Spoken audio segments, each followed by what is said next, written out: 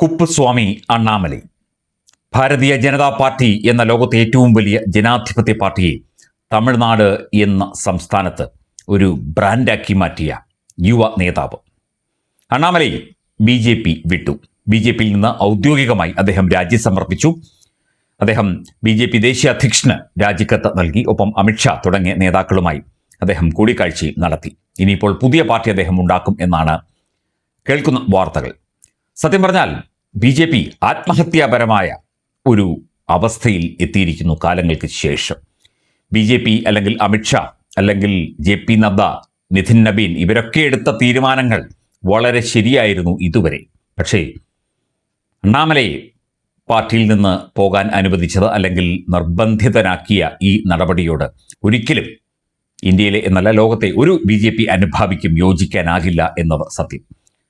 ദ്രാവിഡ കക്ഷികൾ അരങ്ങുവാഴുന്ന BJPക്ക് ഒരു വിദൂര സാധ്യത പോലും ഇല്ലാത്ത തമിഴ്നാട് എന്ന സംസ്ഥാനത്ത് BJPയെ ഒരു രാഷ്ട്രീയ പാർട്ടി എന്ന ലേബലിൽ ഒരു ബ്രാൻഡാക്കി മാറ്റിയ IPS വേണ്ട എന്ന് വച്ചുകൊണ്ട് ജനസേവനത്തിനായി പാർട്ടി പ്രവർത്തനത്തിനായി രംഗത്തിറങ്ങിയ തീപാറുന്ന പ്രസംഗങ്ങളിലൂടെ ഞാൻ ഹിന്ദുവാണ്, ഞാൻ തമിഴനാണ്, ഞാൻ ഇന്ത്യക്കാരനാണ് എന്ന് ഉറക്കെ വിളിച്ചു പറഞ്ഞ കുപ്പുസ്വാമി അണ്ണാമലൈ BJP വിട്ടിരിക്കുന്നു. BJPയെ സംബന്ധിച്ച് തെക്കേ ഇന്ത്യയിലെ ഏറ്റവും വലിയ ഒരു സെറ്റ്ബാക്ക്, ഒരു തിരിച്ചടി എന്ന് വേണമെങ്കിൽ ഇതിനെ വിശേഷിപ്പിക്കാം. BJP ശരിക്കും അണ്ണാമലയുടെ അഭാവത്തിൽ തമിഴ്നാട്ടിൽ അനാഥമാണ് ഈ പാർട്ടി. എന്താണ് ഈ തീരുമാനത്തിന് പിന്നിൽ എന്നുള്ള ചർച്ചകളും കാര്യങ്ങളും പലതുണ്ടാകും. പല കാരണങ്ങൾ BJPക്കും ഉണ്ടാകും, അണ്ണാമലയ്ക്കും ഉണ്ടാകും. പക്ഷേ ഇത് രാഷ്ട്രീയമായും സാമൂഹ്യമായും BJPക്ക് ഒരു തിരിച്ചടി തന്നെയാണ് എന്നതിൽ ഒരു തർക്കവുമില്ല. കുപ്പുസ്വാമി അണ്ണാമലൈ BJP വിട്ടിരിക്കുന്നു. ഒരു നേതാവിൻ്റെ ആത്മാഭിമാനത്തിന് മുകളിൽ രാഷ്ട്രീയ കണക്കുകൂട്ടലുകൾ കയറി നിന്നതുകൊണ്ടാണ് ഇത് സംഭവിച്ചത് എന്ന് പറയപ്പെടുന്നു. 2026 നിയമസഭാ തെരഞ്ഞെടുപ്പിൽ AIADMKയുമായി സഖ്യം വേണം എന്ന BJP കേന്ദ്ര നേതൃത്വത്തിൻ്റെ നിർബന്ധം അണ്ണാമലയെ വല്ലാതെ ബുദ്ധിമുട്ടിച്ചു. BJP ഒറ്റയ്ക്ക് നിൽക്കണം, BJP ഒറ്റയ്ക്ക് നിന്നെങ്കിൽ മാത്രമേ അതിശക്തമായി മുമ്പോട്ട് പോകാൻ സാധിക്കൂ. ഇതുവരെയും അങ്ങനെയായിരുന്നു. BJP AIADMK എന്ന ദ്രാവിഡ പാർട്ടിയുമായി ചേർന്നാൽ BJPക്ക് വളർച്ചയുണ്ടാകില്ല. പകരം ആ ദ്രാവിഡ പാർട്ടിയുടെ തണലിൽ നിന്നുകൊണ്ട് BJPക്ക് മെല്ലെ മെല്ലെ വളരാനേ സാധിക്കുകയുള്ളൂ. ഒരു വലിയ വളർച്ചയുണ്ടാകില്ല. അല്ലെങ്കിൽ ആ ഒരു വളർച്ചയുടെ സ്വാധീനം ഈ AIADMK എന്ന പാർട്ടി മൂലമായിരിക്കും.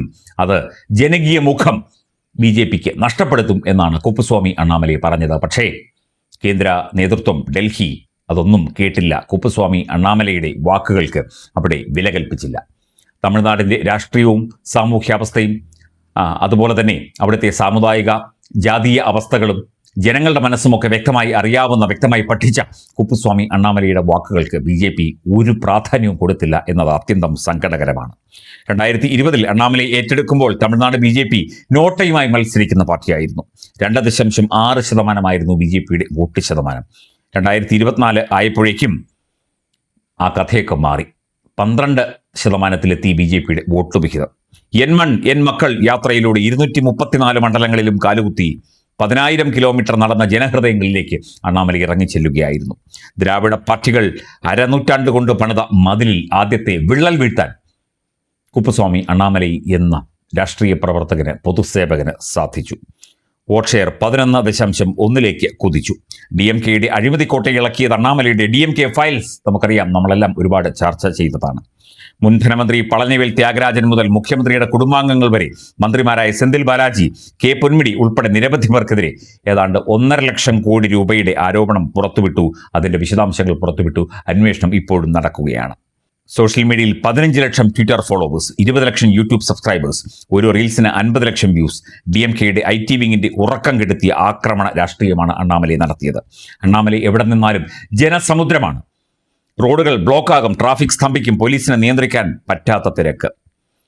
ഞാൻ ഹിന്ദുവാണ്, ഞാൻ തമിഴനാണ്, ഇന്ത്യക്കാരനാണ് എന്ന് നെഞ്ചുവിരിച്ച് പറഞ്ഞ് നടന്നവൻ തന്നെയാണ് കുപ്പുസ്വാമി അണ്ണാമലൈ.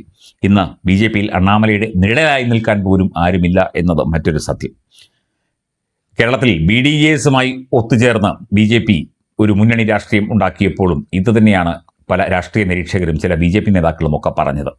പക്ഷേ തമിഴ്നാട്ടിൽ AIADMK ശക്തരാണ് എന്ന ഒരു തോന്നലുണ്ടായി. ഇവിടെ BDJS അങ്ങനെ പോലുമല്ല. തമിഴക രാഷ്ട്രീയത്തിൽ BJP ഉറച്ച കാൽവെപ്പുമായി മുമ്പോട്ട് പോകുന്നതിനിടയ്ക്കാണ് ആ കാലിന് ശക്തി പകരുന്ന ഊർജം ഇപ്പോൾ നഷ്ടപ്പെട്ടിരിക്കുന്നത് എന്നത് അത്യന്തം ശ്രദ്ധേയമായ കാര്യമാണ്.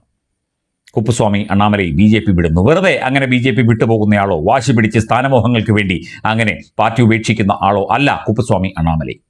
IIM ലഖ്നൌവിൽ നിന്ന് ഉന്നത ബിരുദങ്ങൾ, തുടർന്ന് ഇന്ത്യൻ പോലീസ് സർവീസിൽ, തുടർച്ചയായി പൊതുജനസേവന രംഗത്ത് അതിശക്തമായ സാന്നിധ്യമായി കുപ്പുസ്വാമി അണ്ണാമലൈ നിലകൊണ്ടിരുന്നു.